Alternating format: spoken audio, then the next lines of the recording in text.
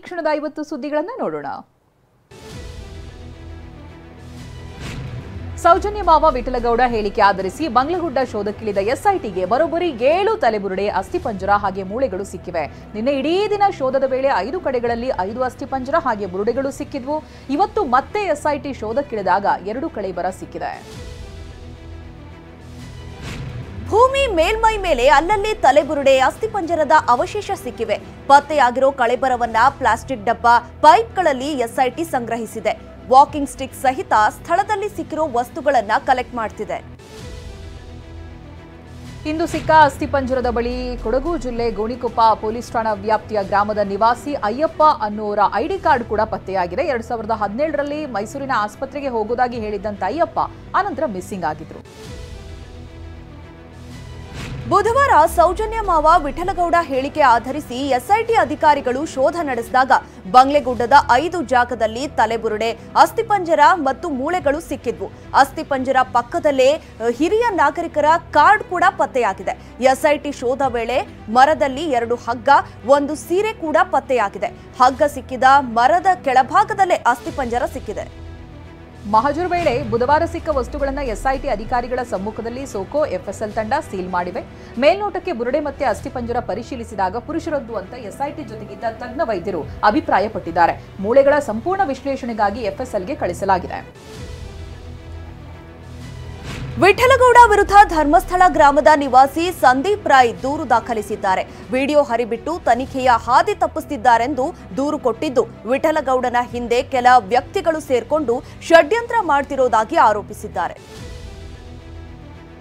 ಸರ್ಕಾರದಿಂದ ಹೊಸ ಉಪಜಾತಿಗಳ ಸೃಷ್ಟಿ ಆರೋಪ ಹೈಕೋರ್ಟ್ ಮೆಟ್ಟಿಲೇರಿದೆ. ಜಾತಿ ಉಪಜಾತಿಗಳ ನಡುವೆ ಸರ್ಕಾರ ಎತ್ಕಟ್ತಾ ಇದೆ ಅಂತ ಹೈಕೋರ್ಟ್ಗೆ 2 ಪಿಎಲ್ ಅರ್ಜಿ ದಾಖಲಾಗಿವೆ. ವಕೀಲ ಕೆಎಂ ಸುಬ್ಬಾರೆಡ್ಡಿ ಮತ್ತಿತರರಿಂದ ಪಿಎಲ್ ದಾಖಲಾಗಿದ್ದು, ಸರ್ಕಾರದ ಜಾತಿ ಗಣತಿ ರದ್ದುಪಡಿಸುವಂತೆ ಕೋರಿದ್ದಾರೆ. ಜಾತಿ ಗಣತಿ ವಿರುದ್ಧ ವಿವಿಧ ಸಮುದಾಯದ ಮುಖಂಡರು ಕೋರ್ಟ್ ಮೆಟ್ಟಿಲೇರಿದ್ದಾರೆ. ಜಾತಿ ಗಣತಿ ತಡೆ ನೀಡುವಂತೆ ಹೈಕೋರ್ಟ್ನಲ್ಲಿ ಹಿಂದುಳಿದ ಸಮಾಜದ 7 ಮುಖಂಡರು ದಾವೆ ಹೂಡಿದ್ದಾರೆ. ರಾಜ್ಯದಲ್ಲಿ ಜಾತಿ ಗಣತಿ ಮುಂದೂಡಿಕೆ ಆಗುತ್ತಾ ಅನ್ನೋ ಪ್ರಶ್ನೆ ಎದುರಾಗಿದೆ. ಜಾತಿ ಗಣತಿ ಸರ್ವೆ ಮುಂದೂಡೋದಕ್ಕೆ ಸಚಿವರು ಆಗ್ರಹಿಸ್ತಾ ಇದ್ದಾರೆ. ಸಿಎಂ ಸಿದ್ದರಾಮಯ್ಯ ನೇತೃತ್ವದಲ್ಲಿ ಸಂಪುಟ ಸಭೆ ನಡೀತಾ ಇದ್ದು, ಸಮೀಕ್ಷೆ ಮುಂದೂಡಿಕೆ ಬಗ್ಗೆ ಚರ್ಚೆ ಮಾಡಲಾಗ್ತಾ ಇದೆ. ರಾಜ್ಯದಲ್ಲಿ ಜಾತಿ ಗಣತಿ ಸರ್ವೆ ಬಗ್ಗೆ ಗೊಂದಲ ಹೆಚ್ಚಾಗಿದ್ರಿಂದ ಸರ್ವೆ ಮುಂದೂಡಿದ್ರೆ ಹೇಗೆ ಅಂತ ಸಮಾಲೋಚನೆ ಮಾಡ್ತಿದ್ದಾರೆ. ಜಾತಿ ಗಣತಿ ಸಮೀಕ್ಷೆಯ ಬಗ್ಗೆ ಸಂಪುಟದಲ್ಲಿ ಪ್ರಸ್ತಾಪವಾಗಿದೆ. 331 ಜಾತಿಗಳು ಹೆಚ್ಚುವರಿಯಾಗಿ ಸೇರ್ಪಡೆಯಾಗಿವೆ. ಇದು ಪರಿಗಣಿಸುವುದು ಹೇಗೆ ಅಂತ ಸಮಾಲೋಚಿಸಿದ್ದಾರೆ. ಅಲ್ಲದೆ ಇದನ್ನೇ ಮುಂದಿಟ್ಟು ಸಮೀಕ್ಷೆ ಮಾಡೋದಕ್ಕೆ ಸಾಧ್ಯವಿಲ್ಲ ಎಂದಿರೋ ಸಚಿವರು ಸಮೀಕ್ಷೆ ಮುಂದೂಡಿಕೆ ಮಾಡಿ ಅಂತ ಆಗ್ರಹಿಸಿದ್ದಾರೆ. ಅಲ್ಲದೆ ಗೊಂದಲದ ಗಣತಿ ಮುಂದುವರಿಸಿದ್ರೆ ಸರ್ಕಾರಕ್ಕೆ ತೊಂದರೆ ಬರಬಹುದು ಅಂತ ತಿಳಿಸಿದ್ದಾರೆ. ಜಾತಿ ಗಣತಿ ಬಗ್ಗೆ ಕ್ಯಾಬಿನೆಟ್ನಲ್ಲಿ ಹೈ ವೋಲ್ಟೇಜ್ ಚರ್ಚೆ ಆಗಿದೆ. ದಿನೇ ದಿನೇ ಜಾತಿವಾರು ಗೊಂದಲ ಸೃಷ್ಟಿಯಾಗ್ತಾ ಇದೆ ಅಂತ ಸಚಿವರು ಪ್ರಸ್ತಾಪಿಸಿದ್ರು. ಇದೇ ವಿಚಾರವಾಗಿ ಸಿಎಂ ಸಿದ್ದರಾಮಯ್ಯ ಸುದೀರ್ಘ ಚರ್ಚೆ ನಡೆಸಿದ್ರು. ಈಗಾಗಲೇ ಜಾತಿ ಗಣತಿ ಸಮೀಕ್ಷೆ ಘೋಷಿಸಿದ್ದೇವೆ, ಈಗ ಏನ್ ಮಾಡಬೇಕು ಅನ್ನೋ ಕುರಿತು ಸಮಾಲೋಚನೆ ಮಾಡಬೇಕು ಅಂತ ಎಚ್.ಕೆ. ಪಾಟೀಲ್ ಪ್ರಸ್ತಾಪಿಸಿದ್ರು. ಕ್ಯಾಬಿನೆಟ್ನಲ್ಲಿ ಸಿಎಂ ಸಿದ್ದರಾಮಯ್ಯ ಬೇಸರ ವ್ಯಕ್ತಪಡಿಸಿದ್ದಾರೆ. ತಮ್ಮ ವಿರುದ್ಧ ಅನಗತ್ಯ ಆರೋಪ ಮಾಡಲಾಗ್ತಾ ಇದೆ. ಹಿಂದುಳಿದ, ದಲಿತ, ಅಲ್ಪಸಂಖ್ಯಾತರ ಪರ ಅಂತಾರೆ. ಮೇಲ್ವರ್ಗದ ವಿರೋಧಿ ಅಂತ ಬಿಂಬಿಸ್ತಾರೆ. ಜಾತಿ ಗಣತಿ ಸರ್ವೆ ಆರ್ಥಿಕ ಪರಿಸ್ಥಿತಿ ಅರಿಯಲು ಎಂದು ಜನರಿಗೆ ಮನವರಿಕೆ ಮಾಡುತ್ತೀರೆಂದು ಪ್ರಶ್ನಿಸಿದ್ದಾರೆ. ಕರ್ನಾಟಕದ ಆಳಂದದಲ್ಲಿ ಮತಗಳ್ಳತನ ಮಾಡಲಾಗಿದೆ ಅಂತ ರಾಹುಲ್ ಗಾಂಧಿ ಸ್ಫೋಟಕ ಆರೋಪವನ್ನು ಮಾಡಿದ್ದಾರೆ. 2023ರ ಚುನಾವಣೆಯಲ್ಲಿ 6018 ಮತದಾರರ ಹೆಸರನ್ನ ಡಿಲೀಟ್ ಮಾಡುವುದಕ್ಕೆ ಯತ್ನಿಸಲಾಗಿದೆ. ಕಾಂಗ್ರೆಸ್ ಮತಗಳನ್ನೇ ಟಾರ್ಗೆಟ್ ಮಾಡಲಾಗಿದೆ ಅಂತ ಹೇಳಿದ್ದಾರೆ. ಬೇರೆ ರಾಜ್ಯಗಳ ಫೋನ್ ನಂಬರ್ ಬಳಸಿ ಮತಗಳನ್ನ ಡಿಲೀಟ್ ಮಾಡಲು ಯತ್ನಿಸಿದ್ದಾರೆ. ಸೂರ್ಯಕಾಂತ್ ಎಂಬೋರ ಹೆಸರನ್ನ ಬಳಸಿ 14 ನಿಮಿಷದಲ್ಲಿ 12 ವೋಟ್ ಡಿಲೀಟ್ ಮಾಡಲಾಗಿದೆ ಅಂತ ರಾಹುಲ್ ದಾಖಲೆಗಳನ್ನ ರಿಲೀಸ್ ಮಾಡಿದ್ರು. ನನಗೆ ಮಾಹಿತಿನೇ ಇಲ್ಲದೆ ನನ್ನ ಹೆಸರಿನ ಮೇಲೆ ವೋಟ್ ಡಿಲೀಟ್ ಮಾಡಿದ್ದಾರೆ ಅಂತ ಸೂರ್ಯಕಾಂತ್ ಸಾಕ್ಷಿ ಹೇಳಿದ್ದಾರೆ. ಯಾಕೆ ನಮ್ಮ ಹೆಸರನ್ನು ಡಿಲೀಟ್ ಮಾಡಿದ್ರಿ ವೋಟರ್ ಐ ಡಿಲಿಂದ ಅಂತ ಕೇಳಿದ್ರು. ಇಲ್ಲ ನಾನು ಏನೂ ಮಾಡಿಲ್ಲ ಅಂತ. ನಾನು ನೋಡಿದರೆ 12 ಜನರು ನನ್ನ ಹೆಸರು ಮೇಲೆ ಡಿಲೀಟ್ ಆಗಿತ್ತು. ಆನ್ಲೈನ್ ಅಪ್ಲಿಕೇಶನ್ ಹಾಕಿ ಮಾಡಿದ್ದಾರೆ ಅಂತೇಳಿ ಮಾಡಿದ್ರು. ಅವರು ಯಾರು ಮಾಡಿದ್ರೋ ಗೊತ್ತಿಲ್ಲ. ಆದರೆ ನಾವು ಮತ್ತೆ ಹಿಂದಿನ ಕಂಪ್ಲೇಂಟ್ ದಾಖಲೆ ಇಲ್ಲದೆ ನಾವು ಯಾವ ಆರೋಪವೂ ಮಾಡ್ತಿಲ್ಲ ಅಂತ ರಾಹುಲ್ ಗಾಂಧಿ ಆಕ್ರೋಶ ಹೊರಹಾಕಿದ್ದಾರೆ. ಕರ್ನಾಟಕದ ಸಿಐಡಿ ಅಧಿಕಾರಿಗಳು ಚುನಾವಣಾ ಆಯೋಗಕ್ಕೆ 18 ತಿಂಗಳಲ್ಲಿ 18 ಬಾರಿ ಪತ್ರ ಬರೆದಿದ್ದಾರೆ. ಆದರೆ ಚುನಾವಣಾ ಆಯೋಗ ಉತ್ತರಿಸಿಲ್ಲ ಎಂದಿದ್ದಾರೆ. Aland is constituency in Karnataka, 6,018 votes. Somebody tried to delete 6,018 votes. We don't know the total number of votes that were deleted in Anand. Nagaraj ಎಂಬಾತನ ಹೆಸರಲ್ಲಿ ಕೇವಲ 36 ಸೆಕೆಂಡ್ನಲ್ಲಿ 2 ಅಪ್ಲಿಕೇಶನ್ ಹಾಕಿದ್ದಾರೆ ಎಂದು ರಾಹುಲ್ ಗಾಂಧಿ ಆರೋಪ ಮಾಡಿದ್ದಾರೆ.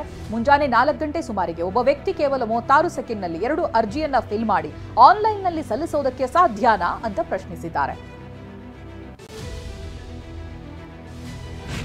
ರಾಹುಲ್ ಆರೋಪಕ್ಕೆ ಎಲೆಕ್ಷನ್ ಕಮಿಷನ್ ತಿರುಗೇಟು ಕೊಟ್ಟಿದೆ. ರಾಹುಲ್ ಗಾಂಧಿ ಆರೋಪ ಆಧಾರರಹಿತವಾಗಿದೆ. ಆನ್ಲೈನ್ನಲ್ಲಿ ಹೆಸರು ಡಿಲೀಟ್ ಮಾಡಲು ಆಗಲ್ಲ, ಮತದಾರರೇ ಹೆಸರು ಅಳಿಸೋದಕ್ಕೆ ಸಾಧ್ಯವೇ ಇಲ್ಲ. ರಾಹುಲ್ ಗಾಂಧಿ ತಪ್ಪು ಮಾಹಿತಿಯನ್ನ ನೀಡುತ್ತಿದ್ದಾರೆ ಅಂತ ಎಕ್ಸ್ನಲ್ಲಿ ಪೋಸ್ಟ್ ಹಂಚಿಕೊಂಡಿದೆ.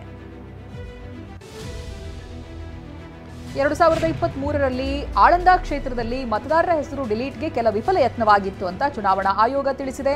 ಇದರ ಬಗ್ಗೆ ತನಿಖೆ ನಡೆಸೋದಕ್ಕೆ ಚುನಾವಣಾ ಆಯೋಗವೇ ಎಫ್ಐಆರ್ ದಾಖಲಿಸಿತ್ತು ಅಂತ ಹೇಳಿರುವ ಎಲೆಕ್ಷನ್ ಕಮಿಷನರ್ ರಾಹುಲ್ ಆರೋಪವನ್ನ ತಳ್ಳಿ ಹಾಕಿದ್ದಾರೆ. ಆಳಂದ ಕ್ಷೇತ್ರದಲ್ಲಿ ಮತದಾರರ ಹೆಸರು ಡಿಲೀಟ್ಗೆ ಯತ್ನ ಆರೋಪಕ್ಕೆ ಡಿಸಿಎಂ ಡಿಕೆ ಪ್ರತಿಕ್ರಿಯಿಸಿದ್ದಾರೆ. ರಾಹುಲ್ ಗಾಂಧಿ ಮಾತಿನಲ್ಲಿ ಸತ್ಯವಿದೆ. ಕೇಂದ್ರ ಚುನಾವಣಾ ಆಯೋಗವು ನಾವು ಕೇಳಿದ ಮಾಹಿತಿ ಕೊಡದೇ ಇರೋದು ಸತ್ಯ ಎಂದಿದ್ದಾರೆ. ರಾಹುಲ್ ಗಾಂಧಿ ಅವರು ಏನು ಮಾತಾಡಿದ್ದಾರೆ, ಅವರು ಸಂಪೂರ್ಣವಾಗಿ ನಮ್ಮ ಹತ್ರ ಮಾಹಿತಿಯನ್ನು ತೆಗೆದುಕೊಂಡಿದ್ದಾರೆ. ಇದು ಆಳಂದ ವಿಧಾನಸಭಾ ಕ್ಷೇತ್ರಕ್ಕೆ ಸೀಮಿತವಾದ ಒಂದೇ ಅಲ್ಲ, ಬೇರೆ ಕ್ಷೇತ್ರದಲ್ಲೂ ಕೂಡ ಈ ರೀತಿ ನಡ್ಕೊಂಡು ಬರ್ತಾ ಇದೆ. ರಾಹುಲ್ ಗಾಂಧಿ ಅವರು ಏನು ಮಾತಾಡಿದ್ದಾರೆ, ಅವರು ಸಂಪೂರ್ಣವಾಗಿ ನಮ್ಮ ಹತ್ರ ಮಾಹಿತಿಯನ್ನು ತೆಗೆದುಕೊಂಡಿದ್ದಾರೆ. ಇದು ಆಳಂದ ವಿಧಾನಸಭಾ ಕ್ಷೇತ್ರಕ್ಕೆ ಸೀಮಿತವಾದ ಒಂದೇ ಅಲ್ಲ, ಬೇರೆ ಕ್ಷೇತ್ರದಲ್ಲೂ ಕೂಡ ಈ ರೀತಿ ರಾಹುಲ್ ಗಾಂಧಿ ಆರೋಪದ ಬಗ್ಗೆ ಸಚಿವ ಪ್ರಿಯಾಂಕ್ ಖರ್ಗೆ ಪ್ರತಿಕ್ರಿಯೆ ಕೊಟ್ಟಿದ್ದಾರೆ. ರಾಹುಲ್ ಗಾಂಧಿ ಆರೋಪದಂತೆ ಇದು ಬಿಜೆಪಿಯವರದ್ದೇ ಕೆಲಸ, ಇದ್ರ ಬಗ್ಗೆ ನನ್ನ ಬಳಿ ಅಧಿಕೃತ ದಾಖಲೆ ಇದೆ, ಸಮಯ ಬಂದಾಗ ನಿಮ್ಮ ಮುಂದಿಡ್ತೀನಿ ಅಂತ ಹೇಳಿದ್ದಾರೆ. ಮತಗಳಿವಿನಿಂದಲೇ ಮೋದಿ ಗೆಲ್ತಿದ್ದಾರೆ ಅನ್ಸುತ್ತೆ ಅಂತ ಬೆಂಗಳೂರಿನಲ್ಲಿ ಸಚಿವ ಸಂತೋಷ್ ಲಾಡ್ ಹೇಳಿದ್ದಾರೆ. ಇತ್ತೀಚಿನ ಚುನಾವಣೆಗಳಲ್ಲಿ ಮತಗಳವು ಸಾಮಾನ್ಯವಾಗಿದೆ. ಒಡಿಶಾ ಚುನಾವಣೆಯಲ್ಲಿ ಮತಗಳವು ಆರೋಪ ಇದೆ. ಬಿಹಾರದಲ್ಲಿ 3 ಲಕ್ಷ ಮನೆಗಳಿಗೆ 0 ನಂಬರ್ ನೀಡಿದ್ದಾರೆ ಎಂದಿದ್ದಾರೆ. ದೇಶದ ಎಲ್ಲಾ ಭಾಗದಲ್ಲೂ ಮತಗಳು ಡಿಲೀಟ್ ಆಗಿವೆ ಅಂತ ವಿಧಾನಸೌಧದಲ್ಲಿ ಸಚಿವ ರಾಮಲಿಂಗಾರೆಡ್ಡಿ ಆರೋಪವನ್ನು ಮಾಡಿದ್ದಾರೆ. ಬಹುತೇಕ ಎಲ್ಲಾ ಕ್ಷೇತ್ರಗಳಲ್ಲೂ ಇದೇ ಆಗಿದೆ. ಎಲೆಕ್ಷನ್ ಕಮಿಷನ್ ಕೇಂದ್ರದ ಕೈಗೊಂಬೆಯಾಗಿದೆ ಅಂತ ಆರೋಪಿಸಿದ್ದಾರೆ. ಕಲಬುರಗಿಯ ಆಳಂದದಲ್ಲಿ ಮತಗಳು ಆರೋಪದ ಬೆನ್ನಲ್ಲೇ TV9 ಅಖಾಡಕ್ಕಿಳಿದಿತ್ತು. ಈ ವೇಳೆ ಜನರು ನಮ್ಮ ಹೆಸರು ಡಿಲೀಟ್ ಮಾಡಿದ್ದಾರೆ, ವಿರೋಧ ಪಕ್ಷದವರು ಡಿಲೀಟ್ ಮಾಡಿರಬಹುದು ಅಂತ ಪ್ರತಿಕ್ರಿಯಿಸಿದ್ದಾರೆ. ಆಳಂದದಲ್ಲಿ ವೋಟ್ ಡಿಲೀಟ್ ಅಂತ ರಾಹುಲ್ ಆರೋಪಿಸಿದ್ರು. ರಾಹುಲ್ ಗಾಂಧಿಗೆ ಕಾಮನ್ ಸೆನ್ಸ್ ಇಲ್ಲ ಅಂತ ಆರ್ ಅಶೋಕ್ ವಾಗ್ದಾಳಿ ನಡೆಸಿದ್ದಾರೆ. ಯಾರೋ ಬರೆದು ಕೊಟ್ಟಿದ್ದನ್ನ ಪದೇ ಪದೇ ಹೇಳ್ತಾರೆ, ಮಹದೇವಪುರದ್ದು ಬೋಗಸ್ ಅಂತ ಆಗಿದೆ, ಈಗ ಆಳಂದ ಕ್ಷೇತ್ರವನ್ನ ಹಿಡ್ಕೊಂಡಿದ್ದಾರೆ ಅಂತ ಕಿಡಿಕಾರಿದ್ದಾರೆ. ರಾಹುಲ್ ಗಾಂಧಿಗೆ ಮೊದಲು ಕಾಮನ್ ಸೆನ್ಸ್ ಇಲ್ಲದಂತ ವ್ಯಕ್ತಿ ರಾಹುಲ್ ಗಾಂಧಿ. ಯಾರೋ ಬರ್ಕೊಟ್ಟಿದ್ದನ್ನ ತಂದು ಪದೇ ಪದೇ ಹೇಳಿ ಅಪಹಾಸ್ಯಕ್ಕೆ ಒಳಗಾದಂಥ ವ್ಯಕ್ತಿ ಈ ದೇಶದಲ್ಲಿ ಯಾರಾದರೂ ಇದ್ರೆ that is the only one Rahul